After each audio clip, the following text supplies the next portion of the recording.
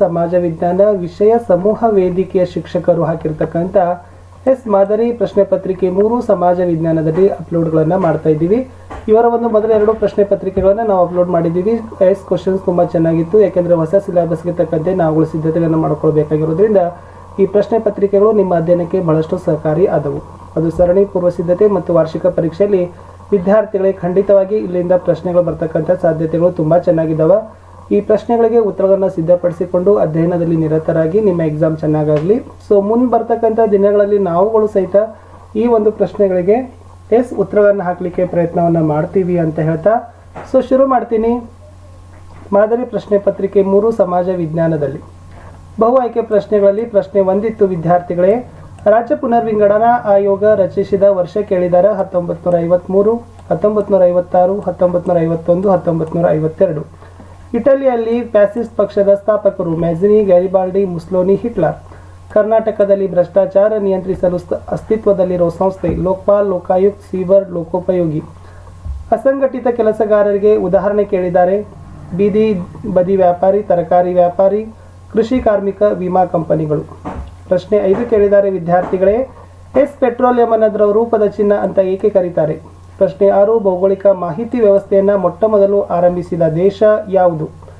ರಾಷ್ಟ್ರೀಯ ಯೋಜನಾ ಆಯೋಗದ ಅಧ್ಯಕ್ಷರು ಯಾರಂತ ಕೇಳಿದ್ದಾರೆ. ವ್ಯವಹಾರದಲ್ಲಿ ಹೊಸ ಕಲ್ಪನೆಯನ್ನು ರೂಢಿಗೆ ತರುವವರು ಅಂತ ಕೇಳಿದ್ದಾರೆ. ಸೊ ಇಷ್ಟು 8 ಪ್ರಶ್ನೆಗಳನ್ನು ಇತಿಹಾಸ, ರಾಜ್ಯಶಾಸ್ತ್ರ, ಸಮಾಜಶಾಸ್ತ್ರ, ಭೂಗೋಳ, ಅರ್ಥಶಾಸ್ತ್ರ, ವ್ಯವಹಾರ ಅಧ್ಯಯನದಿಂದ ನಿಮಗೆ ಪ್ರಶ್ನೆಗಳನ್ನು ಕೇಳಿದರು. ಇನ್ನು ಇದೇ ವಿಭಾಗಗಳಿಂದ 1 ಅಂಕದ ಪ್ರಶ್ನೆಗಳು ಯಾವ್ಯಾವ ಇದ್ದಾವೆ ಅಂತದನ್ನು ನೋಡೋಣ. ಪ್ರಶ್ನೆ 9 ಇದೆ. ಸ್ವತಂತ್ರ ಭಾರತದ ಪ್ರಥಮ ರಾಷ್ಟ್ರಾಧ್ಯಕ್ಷರು ಯಾರು? ಪ್ರಶ್ನೆ 10 ಹೋಲೋಕಾಸ್ಟ್ ಎಂದರೇನು? ಪ್ರಶ್ನೆ 11 ಭಾರತ ಮತ್ತು ಚೀನಾ ಮಧ್ಯೆ ಏಕೆ ಮನಸ್ತಾಪವಿದೆ ಅಂತ ಕೇಳಿದ್ದಾರೆ. ಪ್ರಶ್ನೆ 12 ನಮ್ಮ ಸಂವಿಧಾನದ 24ನೇ ವಿಧಿಯು ಅತ್ಯಂತ ಮಹತ್ವದ್ದಾಗಿದೆ ಏಕೆ? ಪ್ರಶ್ನೆ 13 ಶಿಕ್ಷಣ ಹಕ್ಕು ಕಾಯ್ದೆಯನ್ನು ಏಕೆ ಜಾರಿಗೆ ತರಲಾಗಿದೆ? ಪ್ರಶ್ನೆ 14 ಹಿಮಾಲಯ ಪರ್ವತಗಳಲ್ಲಿ ಆಗಿಂದಾಗೆ ಕ್ಷಿಪ್ರ ಪ್ರವಾಹಗಳು ಉಂಟಾಗಲು ಕಾರಣವೇನು? ಪ್ರಶ್ನೆ 15 ಅಭಿವೃದ್ಧಿ ಹೊಂದತಕ್ಕಂಥ ರಾಷ್ಟ್ರಗಳಲ್ಲಿ ಸರ್ಕಾರಗಳು ಕೊರತೆಯ ಆಯವ್ಯಯವನ್ನು ಮಂಡಿಸ್ತವೆ ಏಕೆ?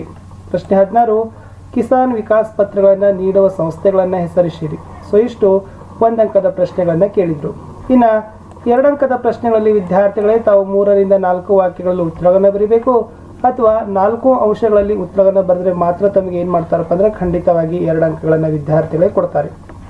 ಪ್ರಶ್ನೆ 16 ಇತ್ತು. MG ರಾನಡೆಯವರು ಪ್ರಾರ್ಥನಾ ಸಮಾಜವನ್ನು ಜನಪ್ರಿಯಗೊಳಿಸಿದ್ದು ಹೇಗೆ?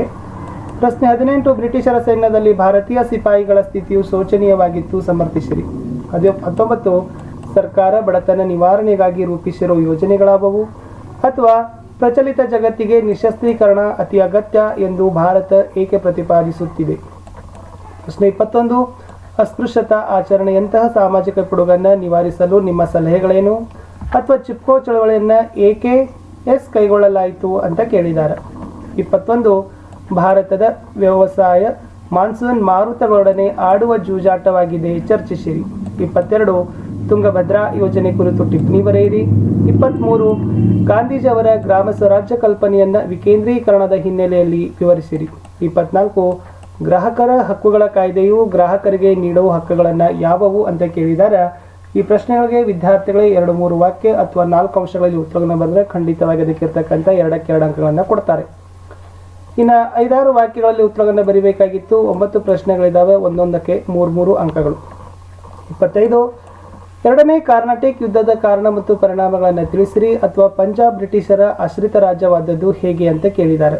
ಹಲಗಲಿ ಬೇಡರ ದಂಗೆಯನ್ನು ವಿವರಿಸಿರಿ. 27 ಭಾರತದ ಸ್ವಾತಂತ್ರ್ಯ ಹೋರಾಟದಲ್ಲಿ ರೈತರ ಮತ್ತು ಕಾರ್ಮಿಕರ ಪ್ರತಿಭಟನೆಯನ್ನು ವಿವರಿಸಿರಿ. 28 ಜಾಗತಿಕ ಶಾಂತಿ ಸ್ಥಾಪನೆ ಮಾಡುವಲ್ಲಿ ವಿಶ್ವಸಂಸ್ಥೆಯ ಪಾತ್ರ ಮಹತ್ತರ, ಈ ಹೇಳಿಕೆ ಸಮರ್ಥಿಸಿರಿ. 29 ಅಸಂಘಟಿತ ಕೆಲಸಗಾರರ ಸಮಸ್ಯೆಗಳನ್ನು ವಿವರಿಸಿರಿ. 30 ಪೂರ್ವ ಮತ್ತು ಪಶ್ಚಿಮ ಘಟ್ಟಗಳ ನಡುವಿನ ವ್ಯತ್ಯಾಸಗಳನ್ನು ತಾವೇನು ಮಾಡಬೇಕಾಗಿತ್ತು ಬರೀಬೇಕಿತ್ತು.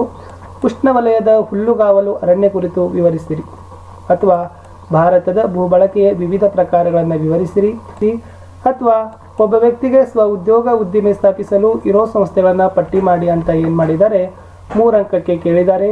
ಈ 3 ಅಂಕಗಳಿಗೆ ತಾವು 5 ರಿಂದ 6 ವಾಕ್ಯ ಅಥವಾ ಕನಿಷ್ಠ 6 ರಿಂದ 8 ಪಾಯಿಂಟ್ಸ್ಗಳಲ್ಲಿ ನೀವು ಉತ್ತರವನ್ನು ಬರೆದ್ರೆ ಅದಕ್ಕೆ ಎಷ್ಟೆಷ್ಟು ಅಂಕಗಳಿದಾವಲ್ಲ 3ಕ್ಕೆ 3 ಅಂಕಗಳನ್ನು ಖಂಡಿತವಾಗಿ ವಿದ್ಯಾರ್ಥಿಗಳು ನಿಮಗೆ ಕೊಟ್ಟೇ ಕೊಡ್ತಾರೆ. ಇನ್ನು 4 ಅಂಕದ ಪ್ರಶ್ನೆಗಳಿಗೆ ಹೋಗೋದಾದರೆ ವಿದ್ಯಾರ್ಥಿಗಳೇ 34 ಕೊಟ್ಟಿದ್ದಾರೆ. ಡಾಕ್ಟರ್ BR ಅಂಬೇಡ್ಕರ್ ಅವರ ಸಾಮಾಜಿಕ ಸಮಾನತೆಯ ಕಾಳಜಿಯನ್ನು ಉದಾಹರಣೆಯೊಂದಿಗೆ ಏನು ಮಾಡಬೇಕಾಗಿತ್ತು, ಸ್ಪಷ್ಟೀಕರಿಸಬೇಕಿತ್ತು. 35 ಬ್ರಿಟಿಷರು ಭಾರತದಲ್ಲಿ ತಾವು ಕಟ್ಟಿ ಬೆಳೆಸಿದ ರಾಜ್ಯ ವ್ಯವಸ್ಥೆಗೆ ಹೇಗೆ ಏಕರೂಪತೆಯನ್ನು ಒದಗಿಸಿದರು ಅಂತ ಕೇಳಿದ್ದಾರೆ. ಅಥವಾ ಖಾಯಂ ಜಮೀನ್ದಾರಿ ಪದ್ಧತಿಯನ್ನು ವಿವರಿಸಲಿಕ್ಕೆ ಹೇಳಿದ್ದಾರೆ. 36ನೇ ಪ್ರಶ್ನೆ ಇತ್ತು, ದೇಶದ ಜನಸಂಖ್ಯೆಯನ್ನು ಮಾನವ ಸಂಪನ್ಮೂಲವೆಂದು ಪರಿಗಣಿಸಬಹುದಾಗಿದೆ, ಇದನ್ನು ವಿವರಿಸಿರಿ. ಪ್ರಶ್ನೆ 37, ಪರ್ವತ ಮಣ್ಣು ಕೆಂಪು ಮಣ್ಣಿಗಿಂತ ಹೇಗೆ ಭಿನ್ನವಾಗಿದೆ. 38, ಭಾರತದ ಅಂದವಾದ ನಕ್ಷೆ ಬಿಡಿಸಿ ಈ ಕೆಳಗಿನ ಸ್ಥಳಗಳನ್ನು ಗುರುತಿಸಬೇಕಿತ್ತು. ಲಾತೂರ್, ಭಿಲಾಯ್, ಮುಂಬೈ ಮತ್ತು ತಾರಾಪುರ್ ಅಂತಕ್ಕಂಥದ್ದು ಸ್ಥಳಗಳನ್ನು ಗುರುತಿಸ್ತಿತ್ತು. ಇಷ್ಟು ಈ ಹುನಗುಂದ್ ಮತ್ತು ಇಲ್ಕಲ್ ತಾಲೂಕಾ ಸಮಾಜ ವಿಜ್ಞಾನ ವಿಷಯ ಶಿಕ್ಷಕರ ವೇದಿಕೆಯವರು ಸಿದ್ಧಪಡಿಸಿರ್ತಕ್ಕಂಥ ಮಾದರಿ ಪ್ರಶ್ನೆ ಪತ್ರಿಕೆ 3 ನಿಮಗೆ ಕೊಟ್ಟಿದ್ದೀವಿ. ಇಲ್ಲಿವರೆಗೆ ಇವರದೇ ಆಗಿರ್ತಕ್ಕಂಥ ಮೊದಲ 2 ಮಾದರಿ ಪ್ರಶ್ನೆ ಪತ್ರಿಕೆಗಳನ್ನು ಹಾಕಿದ್ದೀವಿ. ಇನ್ನೆರಡು ಪ್ರಶ್ನೆ ಪತ್ರಿಕೆಗಳನ್ನು ಸಹಿತ ಮುಂದಿನ ದಿನಗಳಲ್ಲಿ ಹಾಕ್ತೀವಿ. ಹಾಕಿದ ನಂತರ ನಾವುಗಳೇ ನಿಮಗೆ ಪ್ರಶ್ನೆ ಬ್ಯಾಂಕ್ಗಳನ್ನು ಪ್ರತಿನಿತ್ಯನೂ ಕೂಡ ಬರ್ತಕ್ಕಂಥ ನಿಮ್ಮ ಎಕ್ಸಾಮ್ಗೆ ಸಹಕಾರಿ ಆಗ್ತಕ್ಕಂಥ ಕ್ವಶನ್ಸ್ಗಳೊಂದಿಗೆ ನಾವು ನಿಮಗೆ ಚರ್ಚೆಯನ್ನು ಮಾಡ್ತೀವಿ. ಬಹಳಷ್ಟು ರೀತಿಯಾಗಿರ್ತಕ್ಕಂಥ ಪ್ರಾಕ್ಟೀಸ್ಗಳನ್ನು ನಿಮಗೆ ಕೊಡ್ತೀವಿ. ಇದರಿಂದ ಖಂಡಿತವಾಗಿ ನಿಮ್ಗೆ ರಿಸಲ್ಟ್ ಹೆಚ್ಚಾಗ್ತದೆ. ನೀವು ಅನ್ಕೊಳ್ಳೋಕ್ಕಿಂತ ಹೆಚ್ಚಿಗೆ ಅಂಕಗಳನ್ನು ನೀವೇನು ಮಾಡ್ಬೋದು, ನಿಮ್ಮ ಸರಣಿ ಆಗಿರ್ಬೋದು, ಪೂರ್ವ ಸಿದ್ಧತೆ ಆಗಿರ್ಬೋದು ಮತ್ತು ವಾರ್ಷಿಕ ಪರೀಕ್ಷೆಯಲ್ಲಿ ಗಳಿಸ್ತೀರಿ. ಆ ಕಾರಣಕ್ಕಾಗಿ ನಾವು ಹೇಳ್ತಕ್ಕಂಥ ದಯವಿಟ್ಟು ವಿಡಿಯೋಗಳನ್ನು ಲೈಕ್, ಶೇರ್ ಹಾಗೂ ಸಬ್ಸ್ಕ್ರೈಬ್ ಮಾಡಲು ಮರೆಯದಿರಿ. ನಿಮ್ಮ ಒಂದು ಲೈಕ್, ನಿಮ್ಮ ಒಂದು ಶೇರ್ ನಮಗೆ ಭಾಳಷ್ಟು ಮೋಟಿವೇಶನ್ಗಳನ್ನು ತಂದು ಕೊಡ್ತದೆ. ನಿಮ್ಮೇನೋ ಒಂದು ವ್ಯೂಸ್ಗಳಂತೂ ಭಾಳ ಬರ್ತಾವೆ, ಬಟ್ ವ್ಯೂಸ್ಗಳಿಗಿಂತ ನಮ್ಗೆ ಏನು ಅನ್ನಿಸ್ತದಪ್ಪ ಅಂದರೆ ಎಲ್ಲೋ ಲೈಕ್ಗಳು, ಶೇರ್ಗಳು ಕಡಿಮೆ ಆಗ್ತಾವೆ. ಆ ಕಾರಣಕ್ಕಾಗಿ ನಾವು ನಿಮಗೆ ಪದೇ ಪದೇ ಹೇಳ್ತಕ್ಕಂಥದ್ದು ವಿದ್ಯಾರ್ಥಿಗಳೇ, ವಿಡಿಯೋಗಳನ್ನು ಲೈಕ್, ಶೇರ್ ಹಾಗೂ ಸಬ್ಸ್ಕ್ರೈಬ್ ಮಾಡಲು ಮರೆಯದಿರಿ ಅಂತ. ಇಷ್ಟೇ ಇತ್ತು ಈ ಭಾಗದಲ್ಲಿ. ಮೋಸ್ಟ್ ಇಂಪಾರ್ಟೆಂಟ್ ಅಂದರೆ ನಮ್ಮದೇ ಒಂದು ಟೆಲಿಗ್ರಾಮ್ ಗ್ರೂಪ್ ಅದ, ಸ್ಟಡಿ ವಿತ್ ಪರಶುರಾಮ್ ಅಂತ. ಆ ಟೆಲಿಗ್ರಾಮ್ ಗ್ರೂಪ್ನ ಜಾಯ್ನ್ ಆಗ್ತಕ್ಕಂಥ ಲಿಂಕನ್ನು ವಿಡಿಯೋದ ಡಿಸ್ಕ್ರಿಪ್ಷನ್ ಬಾಕ್ಸ್ನಲ್ಲಿ ಹಾಕಿದ್ದೀನಿ. ಅದಕ್ಕೂ ಕೂಡ ನೀವುಗಳು ಬಂದು ಜಾಯ್ನ್ ಆಗಿ ಅಂತ ಹೇಳ್ತಾ ಮತ್ತು ನಾನು ಸಿಗ್ತೀನಿ SSLC ಸಂಬಂಧಪಟ್ಟಂತೆ ಇತರೆ ಒಂದು ಮೋಸ್ಟ್ ಇಂಪಾರ್ಟೆಂಟ್ ಆಗಿರ್ತಕ್ಕಂಥ ವಿಡಿಯೋಗಳ ಸರಣಿಗಳಲ್ಲಿ. ಅಲ್ಲಿಯವರೆಗೂ ವಿಡಿಯೋಗಳನ್ನು ನೋಡ್ತಾ ಇರಿ, ಅಧ್ಯಯನವನ್ನು ಮಾಡ್ತಾ ಇರಿ. ಪರೀಕ್ಷೆಗೆ ಚೆನ್ನಾಗಿ ಸಿದ್ಧತೆ ಆಗಬೇಕು, ಅಂದಾಗ ಮಾತ್ರ ಏನಾಗ್ತದೆ, ರಿಸಲ್ಟ್ ಆಗ್ತದೆ.